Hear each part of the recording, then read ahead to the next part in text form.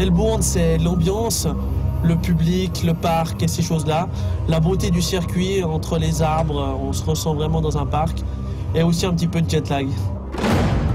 5,3 km, 58 tours, 308 km au total, 6 lignes droites rapides, 2 virages longs, 3 possibilités de dépassement, vitesse maximale de 300 km/h. Nous sommes aujourd'hui à Melbourne dans le Red Bull F1 Simulator pour un tour de circuit embarqué.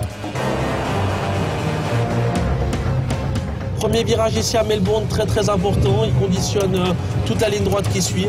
Les vibreurs sont relativement difficiles à prendre, très élevés ici, donc il faut être très attentif à ne pas faire d'erreur quand on prend les vibreurs. On arrive maintenant dans une partie assez lente, un droite-gauche. Le gauche est très important car il conditionne un virage rapide ici en 5e vitesse quasiment à fond. C'est très important d'avoir des bons points de repère. Comme on peut le voir ici, il y a beaucoup d'ombre à cause des arbres sur le côté. Donc il faut être très attentif, pas faire d'erreur, être très précis. Car la voiture saute de partout.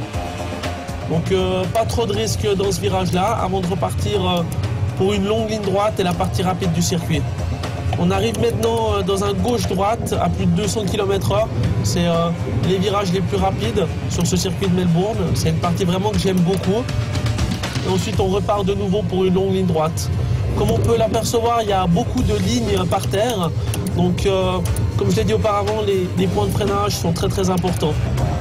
Maintenant, la dernière partie du circuit est relativement lente.